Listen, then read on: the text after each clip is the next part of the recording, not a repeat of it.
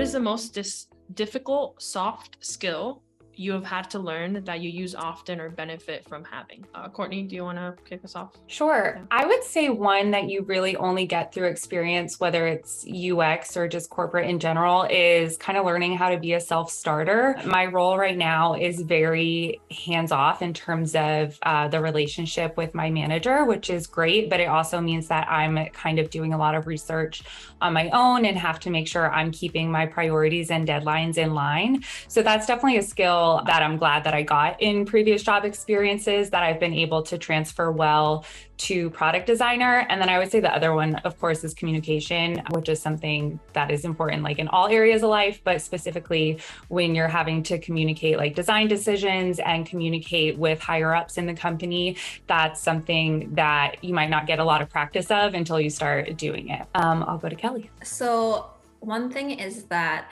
when you go through UX, after when you get hired as a UX design, you personally think, oh, user experience is like really important. And one thing that my company is that we're just starting to really advocate for users and advocate for research. And so a soft skill is being able to understand like someone who doesn't have that background, and also communicating like why this is important in a way that that they understand. So I talk to PMs often, and right now I'm actually through a research project where I'm talking to like really high up people, and they don't really understand. They're like, oh, well, how does it benefit like monetary wise? Why don't we just keep pushing out features? And we're like, no, we have to like scale back and like think about, are these features even useful? And like from my research, they're not useful, or our users not using this, and being able to communicate that, it's super important. And I'll give it to Blynn.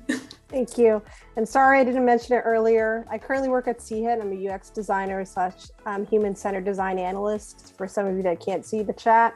But for a soft skill, in my opinion, is relationship building. I find that in large companies and where I work right now, I'm working with multiple stakeholders, such as developers, architects, business analysts, and project managers. So something for me is be willing to reach out and learn how to build relationships with individuals within your company, because it will take you far. If you don't know something, go ahead and ask a question, because that will lead to you building that relationship with that individual and potentially gaining a new role or promotion in the long run.